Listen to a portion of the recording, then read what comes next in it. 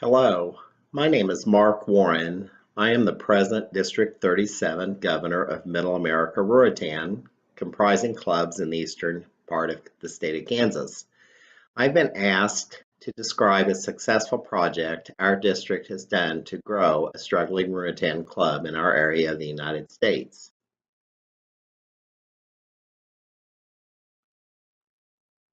Ruritan came to our area of the United States on June 23rd, 1966, with the first Kansas club established in Bronson. My home club at Uniontown is located 6 miles east of Bronson. It was chartered 1 year later in 1967. Ruritan has grown steadily in Kansas over the last couple of decades, but like many of your districts, have seen a membership decline over the last few years.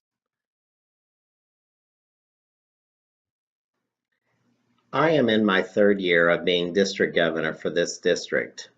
Upon taking the lieutenant governor, then governor position, a recommendation I have, and again, this is my personal recommendation, is that you probably need to be at the position of district governor for at least 2 years instead of one to really be effective. Because if you are new to it, you need the first year to visit all of your clubs, in my case, 12, and assess the individual climates of each club's community they serve. Using the first year, you can then pinpoint your weaker clubs and develop a membership growth strategy with the struggling clubs during the second year. I wish one solution for growth would work for all clubs, but as many of you already know, communities are different. I have found that a dedicated district cabinet with a good growth and development person and zone governors are probably the key to success. You as governor may have ideas, but putting the several heads of your cabinet together help to make a plan work. Here in Middle America, our 12 clubs are located in towns with schools and towns without schools anymore. Surprisingly, many of our strongest clubs are in the towns without schools. So because of this, we developed a plan to begin with the clubs that have school districts. In our case, that is 4 of our clubs. Ideas we used are not new, as Glenn Broadwater and Calvin Shelton presented many of them in a PowerPoint at one of the National Convention workshops I recently attended. So, if you two individuals are watching this presentation, I want to thank you both for sharing your ideas and encourage all districts to incorporate these ideas as they really do work. All we do in Middle America is modify those ideas a little bit. Cherokee, Kansas is a club that was started in 1973. It is located at the farthest south of any of our clubs in the district. Cherokee is a town of 700 residents. Pittsburg, Kansas, which is a town of 20,000 residents with a Kansas Regents University, is roughly 10 miles to the east. And another town, Weir, Kansas, also population 700, lies halfway between Cherokee and Pittsburg.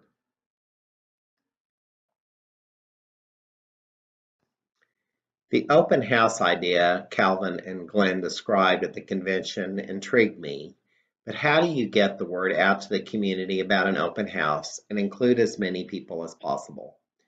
Cherokee Club is in the center of a unified school district that has maintained their school system, that has seen a drastic drop-off in membership from charter strength to just 3 members remaining in a short period of time. After I found out what happened, I contacted the District 37 cabinet and had a meeting deciding that we were going to do whatever it takes to not lose this club or any more clubs. For many of our communities, the Ruritan Club, especially in communities that have lost their school, is the last remaining civic organization that gives the community an identity.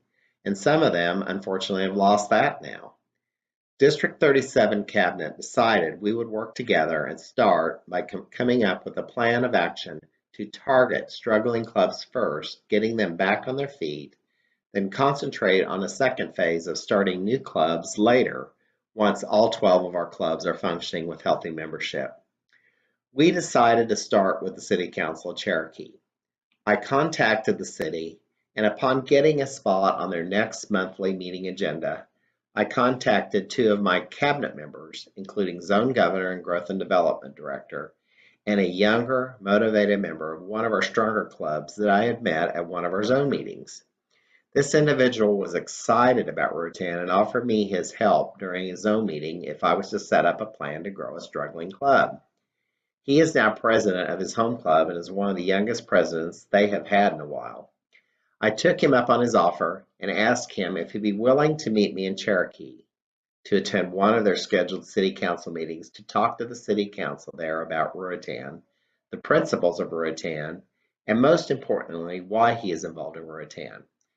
He was so motivated about Ruritan that in spite of having a busy work schedule the next day, he was willing to travel 120 miles from his home near Kansas City on a cold, icy December night, meeting me halfway, riding in the same car with me and the cabinet members the last 60 miles. Once there, the four of us talked to the council about Ruritan, of which we found none of the councilmen were members. Let me interject here. This America's greatest secret thing is so true. Operation We Care, the 5 community service areas, partnerships with our other organizations, insurance at community events, all were brought out at this meeting, of which none of these things were known by these city council members. I want to stress that if you can find that younger motivated member, of which we did, that is in their late 20s and 30s of age, to go with you to these meetings, it is extremely helpful because they are enthusiastic and energetic. Their contribution can be very persuading in accomplishing your goal.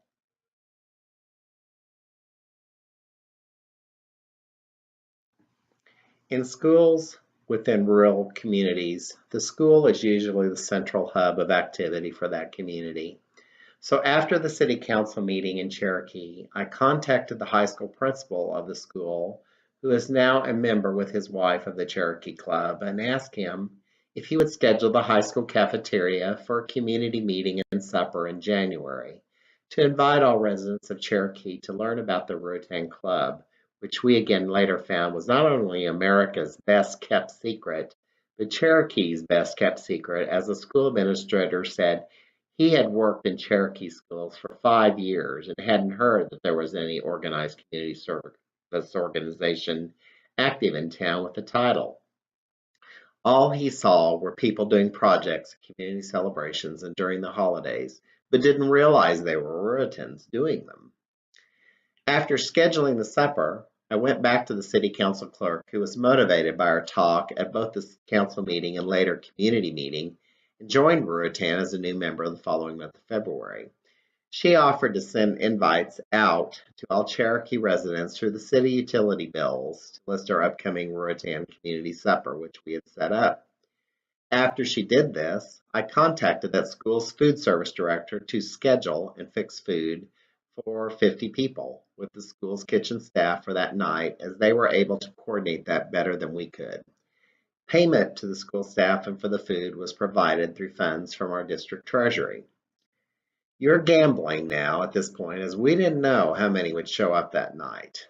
But after advertising also on the school sign and knowledge that the utility bills have went out into the community, the 4 cabinet members, including myself, drove again the miles to Cherokee, riding to the event as a cabinet together, coordinating the evening program by talking and knowing what each member's role will be, so the program will run smoothly and, most importantly, not too long.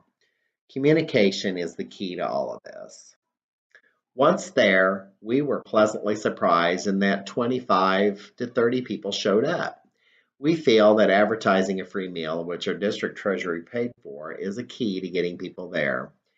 As we had extra food left over, the food became a further reaching out tool, as a community resident in Cherokee had a devastating fire recently and was living in a homeless shelter, and the food was very welcome. Chili and cinnamon rolls work well in the winter, as this was the time of the year we did this, and these food items can be frozen for later use, of which the local club did use later. That night, each of us talked about our local clubs, projects our clubs do, and why we are in Ruritan to the residents of Cherokee that attended. And I used, with Glenn's permission, the PowerPoint he and Calvin showed at the National Convention.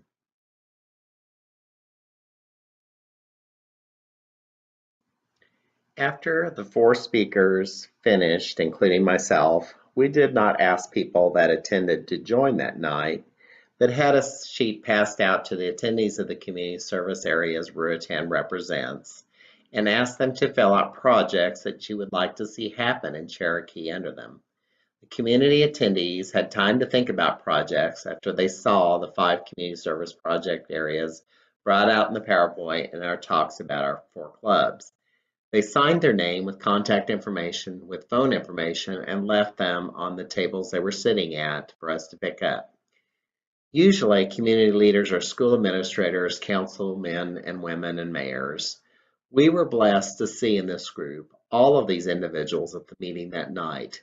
This group of individuals, including school superintendent and high school principal and wife, signed the form encouraging us that their apparent interest showed us they cared to make Cherokee a better place to live through Ruritan. This provided Ruritan exposure to the community through this town's central meeting place, the school. Because now school activities that weren't being sponsored by a school organization could now be picked up as projects by the Ruritan Club, which it wasn't before.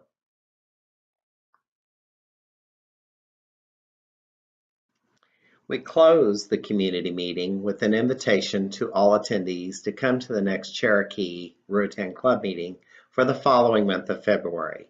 As I want to again stress, having follow-up contact sheets is an important part in making this work. A couple of days before this meeting, I contacted by phone these attendees of the open house from those sheets and personally reminded and invited them to the upcoming Ruritan meeting. The night of the meeting, 3 of the 4 cabinet members went to this Cherokee meeting with membership sign-up sheets, hopeful to sign up members.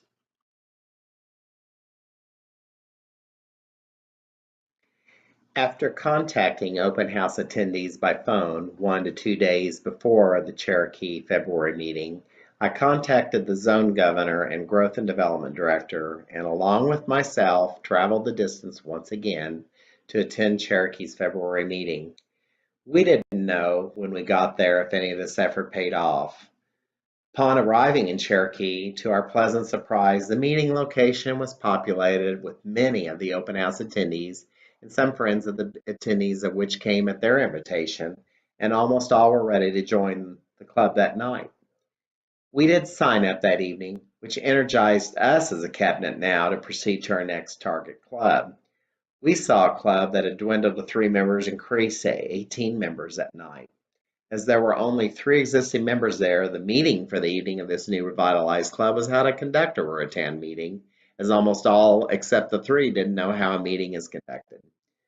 Since then, we have unfortunately had the COVID-19 pandemic curtail many of our planned activities, but one thing I've noticed is that if the community is in a town that is incorporated, schedule a time to address the city council with 1 or 2 other Ruritans and yourself about the organization.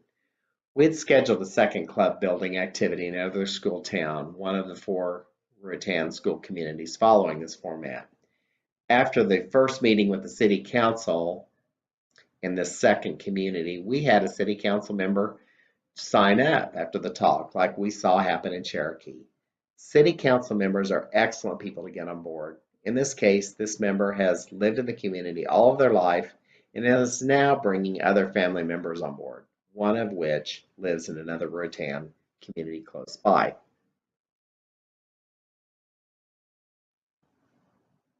In our Middle America district, community get-togethers are great places to talk Ruritan. We set up booths at these events, try to get a zone governor or myself at least to man the booth with members, and have flyers and sign-up sheets at these booths. One club offered free membership and dues paid for a new member if they signed up and put their name in a drawing. Have picture boards of activities your clubs are doing that you can take to get-togethers to show the community projects you sponsor and do. I stress in District 37 to make your club visible. Signage is important.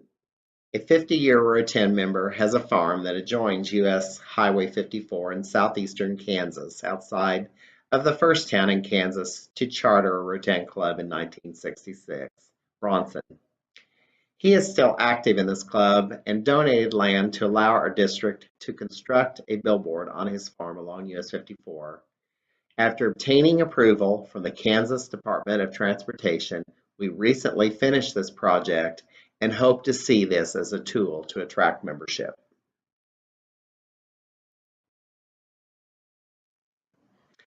In closing, after attending my first leadership conference a couple of years ago as Lieutenant Governor, I went to a workshop in which the presenter said to increase club membership, you have to ask and invite people to come, and you may need to do this a multitude of times to get them there. I have been a Ruritan now for close to 10 years.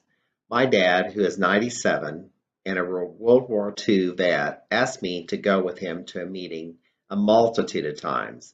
Upon finally attending, I found the fellowship and various projects to be an enticing factor to make me want to join. But he didn't give up asking me to come. That is my point. I have since then invited my son, daughter, and son-in-law to attend meetings with me. All three of them now have joined clubs in the Ruritan communities that they live in, with my son-in-law and daughter taking now president and secretary leadership roles. If all members would just simply ask others, Ruritan will grow. The possibilities are infinite. I wish all of you the best of luck and health during this uncertain time and hope to meet you personally at a leadership conference or national convention in the future. Thank you for your time.